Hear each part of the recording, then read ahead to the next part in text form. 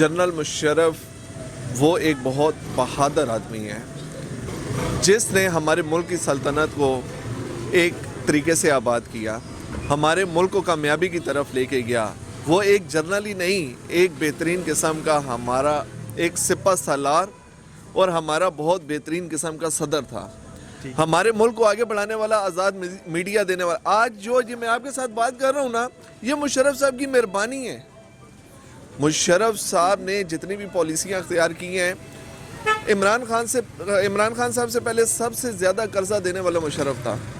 आज मुशर्रफ के बाद सबसे ज़्यादा कर्जा पे करने वाला IMF को इमरान खान है।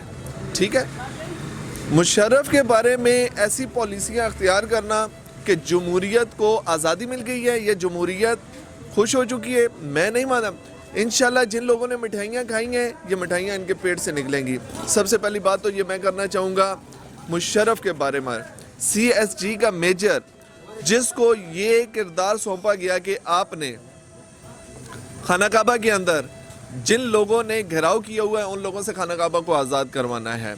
अगर मुशर्रफ की कुर्बानियों के बारे में देखना है तो यहाँ पे आके देखें कि मुशर्रफ ने किस बहादुरी के साथ लड़ते हुए खाना काबा को आज़ाद करवाया है। इन लोगों को शर्म नहीं आती कि हमारे मुल्क के निडर और ऐसे लीडर के ऊपर और ऐसे जंगजू जिसने बहुत सी कामयाबियाँ समेटी और उनके ऊपर इल्ज़ाम लगाने की कोशिश कर रही हैं, इन लोगों को तो शर्म आनी चाहिए। किस किस्म की जमहूरियत है जो अपने हीरोज़ को उनकी सज़ाए मौत के ऊपर खुश हो रही हैं? कौन सी आज़ाद अदलिया की बात कर रहे हैं? मुशर्रफ ने इस आज़ाद अदलिया को घसीट कर ये पैगाम देने की कोशिश की थी जिसकी वजह से आज नवाज शरीफ भी आज़ाद है, जरदारी भी आज़ाद है। इन लोगों को शर्म नहीं आती।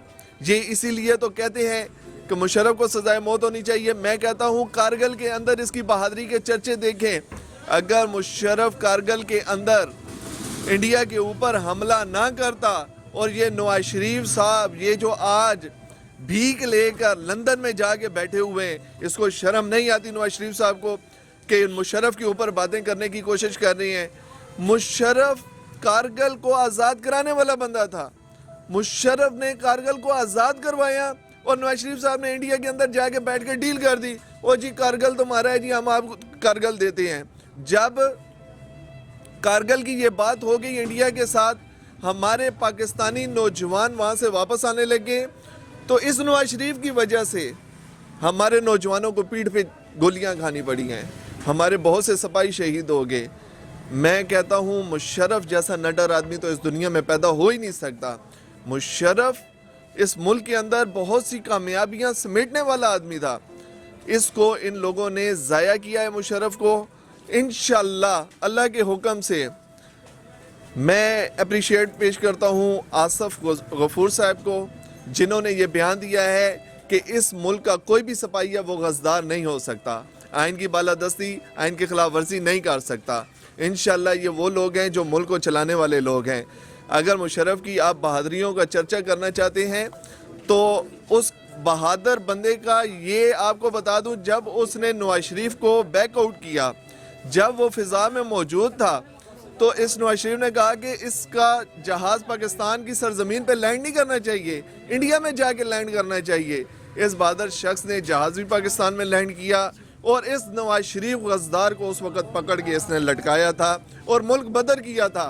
उस वक़्त इन्होंने लाला जी की माफ़िया मांगी थी कि हमें छोड़ दो, हम मुल्क बदर हो जाएंगे, हम इंशाल्लाह पाकिस्तान में रहेंगे ही नहीं, बस हमें कुछ कहना नहीं है। इनको पता था। नवाज शरीफ तुम किस किस्म की पॉलिसियों की बात कर रहे हो? मुझे तो तुम्हारी समझ नहीं आती है। बिलावल भुट्टो को देख लो, किस किस्म के बयान दे रहा है, कौन सा बयान दे रहा है? बिलावल भुट्टो को देख लें, कह रहे हैं जमहूरियत की फतह हो चुकी है। कौन सी जमहूरियत की फतह हो चुकी है? और गद्दे लोगों, तुम लोगों ने तो मुल्क को लूट के खा लिया है। तुम एक मरासी किस्म के आदमी हो, तुम्हें तो एक बात करते हुए पता ही नहीं चलता कि वो कहाँ गया था या थी। उसे था और थी का पता नहीं है, उसने बात क्या करनी है? जमहूरियत की फतह कहाँ पे हुई है? अगर देखें तो इस मुल्क के, पाकिस्तान के हीरो को अगर सजाए मौत दी गई है तो ये उस मुल्क के लिए बहुत बड़ी बदनामी का बायस बन रहा है। ठीक है, शेर रशीद साहब ने ये बयान दिया, जो मुल्क लूटता है उसे बाज भेज दिया जाता है और जो कारगिल फतह करता है उसे फांसी की सजा दी जा सकती है, सजा दे देते हैं। तो क्या कहते हैं इसके बारे में? देखें जी, جب مشرف صاحب نے ان ججوں کو پکڑا تھا، یہ بات سے سب واقف ہیں آپ لوگ کہ مشرف نے ججوں کو پکڑا تھا، پکڑ کے نظر بند کر دیا تھا، تو نواز شریف ریلی لے کے آیا تھا، نواز شریف نے ان کو آزاد کروانے کی کوشش کی تھی، بہت ہنگامہ آرائی ہوئی، پاکستان کے عملات کو نقصان پہنچا، بہت سی شاہراہوں کو نقصان پہنچا۔ مشرف کے دور میں ملک میں ترقی ہوئی ہے، ناکامی نہیں ہوئی ہے، یا مشرف نے قرضے لے کر کھائے نہیں ہیں، کہیں پہ آئین کی بالادستی بھی نہیں کی ہے مشرف نے۔ ہاں اتنا میں ضرور کہوں گا، یہ وہی غصدار جج ہیں جس جج نے فیصلہ دیا ہے کہ مشرف کو سزائے موت ہونی چاہیے۔ کون سے غصدار جج ہیں؟ ان کے پچھواڑوں پہ جوتے مارے تھے مشرف نے۔ آج ان لوگوں کو شرم بھی نہیں آتی، یہ صرف اور صرف اپنا بدلہ لینے کے لیے اس قسم کی بات کر رہے ہیں۔ شیخ رشید صاحب نے بہت اچھی بات کی ہے، دیکھیں نا، عمرہ لوگ ہیں، ان کو پیسے لے کے چھوڑ دیا جاتا ہے، ان کے گھر میں دیے جلنے چاہیے، چاہے وہ سرسوں کے تیل سے یا زیتون کے تیل سے دیے جلیں، ان کے گھروں میں دیے جلنے چاہیے، باقی اور کچھ بھی نہیں ہے۔ باقی ان لوگوں کو شیخ رشید نے اگر کہا ہے کہ ججوں نے سزا دی ہے تو یہ جج بکے ہوئے تھے، یہ جج بکے ہوئے نہ ہوتے تو آج نواز شریف لندن میں نہ ہوتا اور زرداری باہر اپنے سندھ میں نہ بیٹھا ہوتا۔ ٹھیک ہے، تو یہ بتائیں جو مشرف صاحب کی اس ملک کے لیے کیا خدمات ہے؟ جی مشرف صاحب کی اس ملک کے لیے کیا خدمات ہے؟ مشرف صاحب نے دیکھیں جب اس حکومت کو سنبھالا، غالباً 99 کی بات ہے، 99 میں انہوں نے اس ملک کو ترقی دی ہے۔ اس وقت میرا ماشاءاللہ میری یاد پڑتی ہے، نوجوانی کا وقت تھا میری، اس وقت مشرف نے آ کے میڈیا کو آزاد کرایا، میڈیا کو آزادی دی، ترقیاتی کام اس جگہ پہ ہوئے۔ یہ جو آپ کا جی ٹی روڈ جیلم کا ہے، یہ سنگل بھی ہوتا تھا، آج یہ ڈبل ہے تو صرف مشرف کی وجہ سے ہے۔ گاؤں گاؤں، گلی گلی اور جو بھی قصبے آباد ہوئے ہیں یہ مشرف کی وجہ سے ہیں۔ پہلے تو وہاں پہ اینٹیں لگی ہوتی تھی، اب وہاں پہ باقاعدہ پختہ سڑکیں بن چکی ہیں۔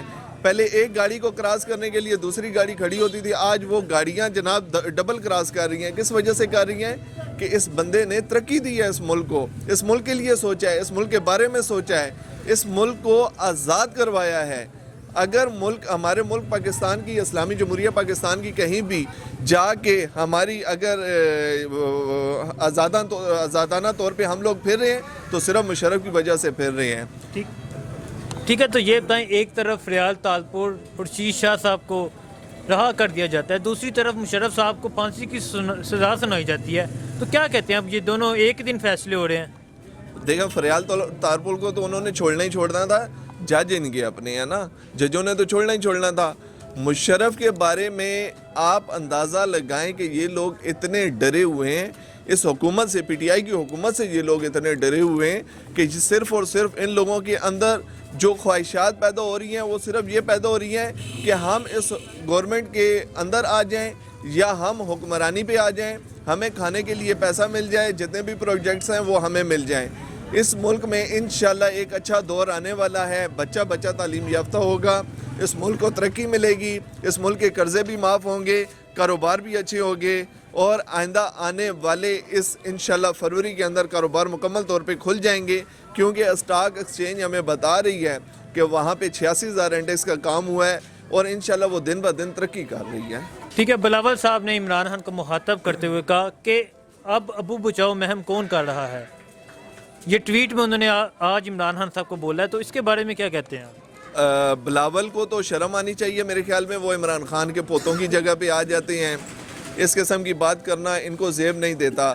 اگر ابو بچاؤ کی مہم کی بات کرنا چاہتے ہیں تو ان لوگوں کو سب سے پہلے یہ سوچنا چاہیے کہ جنرل ضیاء کی پیداوار کون لوگ ہیں؟ نواز شریف ہے نا۔ جب ضیاء کے دور میں وزیر اعلیٰ پنجاب بنا تھا اور اس کے بیٹے کی ویڈیو بھی بناتا ہوا یہ پکڑا گیا تھا، وہ اس کی شادی پہ ویڈیو بنا رہا تھا، ضیاء اللہ کے بیٹے کی شادی پہ ویڈیو بنا رہا تھا یہ نواز شریف صاحب۔ آج نواز شریف کو اور بلاول بھٹو کو یہ کہتے ہوئے شرم نہیں آتی ہے؟ ذوالفقار علی بھٹو کے دور میں انہوں نے آمریت کو کور کرنے کی کوشش کی، جس کی وجہ سے بھٹو صاحب کو پھانسی ہوئی ہے۔ اگر وہ آئین کی خلاف ورزی نہ کرتے تو بھٹو صاحب کو کبھی بھی پھانسی نہیں ہونی تھی۔ باقی پالیسیاں بھٹو صاحب کی بھی اچھی تھی، لیکن اگر اس کے نیچے آ جائیں تو بے نظیر بھٹو صاحبہ نے کیا کیا تھا؟ انہوں نے بھی تو غصداری کی ہوئی ہے۔ اس وقت انڈیا 2 ٹکڑے ہو گیا ہوتا اگر یہ جا کے خالستان کا مسئلہ انڈیا والوں کے آگے پیش نہ کرتی کہ انڈیا کے اندر سکھ آپ کے اندر جو ہے وہ غزداری کرنا چاہتے ہیں. اس نے جا کے وہ سارا پلان آؤٹ کر دیا, جس کی وجہ سے وہ انڈیا نہیں تو آج 2 ٹکڑے ہو گیا ہوتا, خالصتان ایک علیحدہ ملک بن چکا ہوتا. لیکن انشاءاللہ آج پی ٹی آئی کوشش کر رہی ہے, عمران خان صاحب کوشش کر رہی ہیں, اور انشاءاللہ سکھ آج پاکستان کے لیے مرنے کے لیے تیار ہو چکے ہیں.